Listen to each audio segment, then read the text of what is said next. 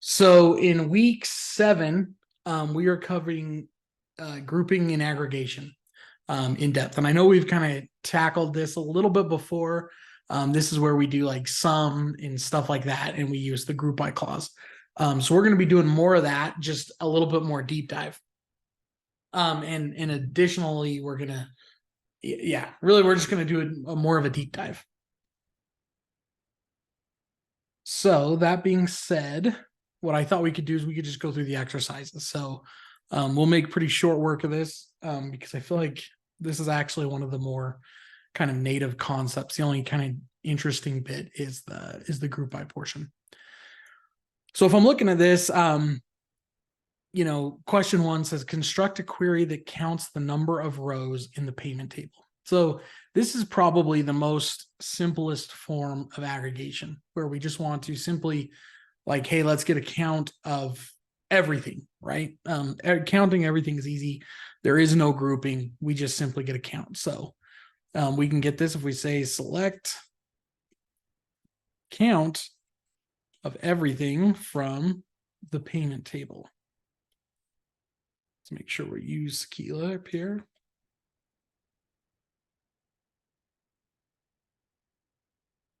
And there we go. So this is step 1. You can see that we just get a simple count. There's 16,044 records in the payment table. So fairly straightforward. And now it says modify our query from question 1 to count the number of payments made by each customer. It says show the customer ID and the total amount paid for each customer. So again, if we look inside of our payment table, and this is kind of like how I like to start, right? So whenever we're doing math or anything, it's always easiest to kind of say like, hey, what do I have here? And then because we know that we're using this data, we're just going to kind of summarize it in some way. So in this case, we want everyone's customer ID, but then we want the total amount paid. So you can see here, customer ID 1, we want $299 plus 99 plus 599, so on and so forth for all of customer ID 1. So we're going to get customer ID, and then we're going to get the sum of amount. And I'm going to give this an alias. I'm going to say we're going to call this total revenue. Because, we're looking at it from a business perspective of, or we could call it total spend, total revenue, or we're looking at it from our perspective, how much revenue did each customer kind of give us? Now I'm going to run this and it's going to fail because this is the important bit. It says an aggregated query without group by. It says expression number 1 of the select list, which is customer ID, contains non-aggregated column. And basically it means that, hey, you didn't aggregate this. You need to tell me what you want me to do with this. So what we're going to do is we're going to say, hey, we want to group the sum by the customer ID. So we're going to say group by customer ID. And if we add that group by, now you can see that, hey, customer ID should only appear once, but now we're adding up the total revenue. So this is step 2. All right. And then if we look, question 3 says modify your query from question 2 to only include those customers who have at least 40 payments. Oh, and okay. So modify your query from question 2 to only include those customers who have at least 40 payments. So what I'm going to do is I'm going to add in back our original, count here. So I'm going to add this back in and I'm going to say as total payments. Right. So there we go. And now we can see how many total payments there are. I like to kind of be able to see the Q&A. But now what we want to do is we will only want to show the people that have 40. Now, normally we want to go in here and say, where. But the problem is at this point in the where clause, we haven't done any of this sum stuff. So there's a special keyword called having that comes after the group by. So we say having a count that is greater than at least 40. So greater than or equal to 40. So the having is how we kind of filter. To me, the having clause is the where clause of aggregation because it comes after the group by. So we can do this, and now we can see all these guys only have payment over 40 total payments. I guess I should have done that first because this is now step 3 here.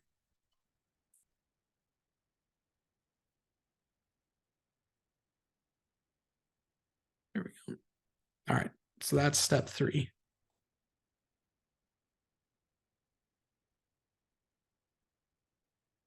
Oh, and what do you know? This one only has 3 questions this week. So nice and easy.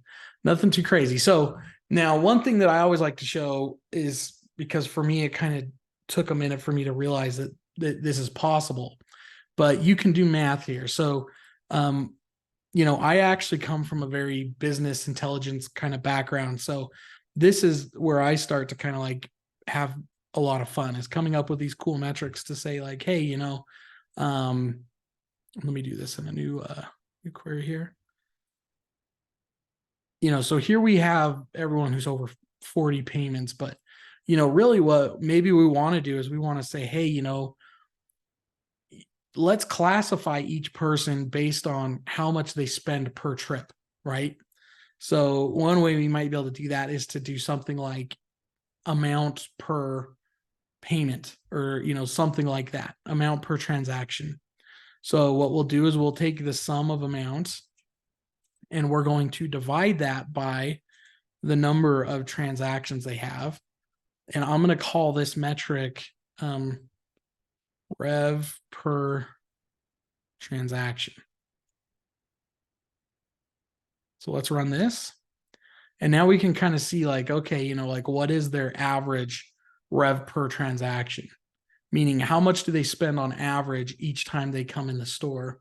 And then we could sort by that to kind of see like, hey, because maybe we have someone who spent a lot of money, right? Like let's say we wanted to find our best customers.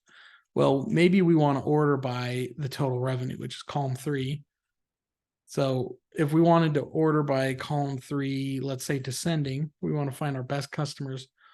We can see that this person here has spent the most with at 492 transaction.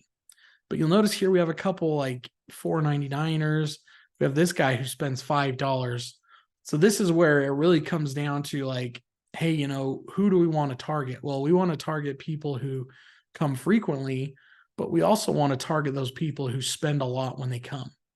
So, we can kind of pivot on like maybe how we target marketing, based on these. Like maybe we only have $200 to send out a mailer. Okay, well, let's pick and choose which customers we want to send this mailer to. We can pick certain customers based on these metrics to identify these people. Because like, okay, these are people who've been longtime customers, but let's say we also want to target new customers, right? We can come down here and find, okay, who are people that are, spending a lot when they come. We can pick on a few of these and get a good mix of both long-standing customers and also new customers that maybe could turn into potential long-term customers just by, making really smart decisions. And really it comes down to optimizing our ad spend. Anyway, so long story short, there's the group by clause. We can do a lot of different things. Yeah. Any questions thus far?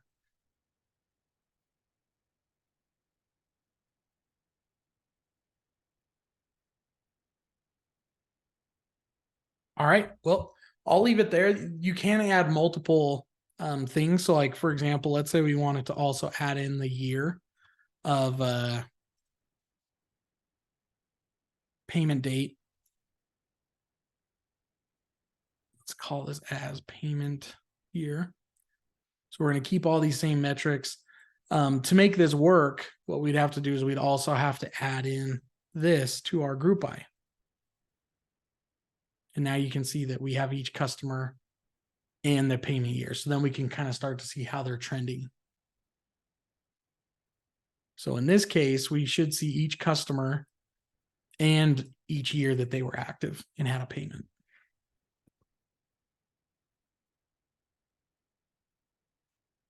All right. Well, I'm going to leave it there. If you have any questions, feel free to shoot me a note. Otherwise, hope you guys have a great week.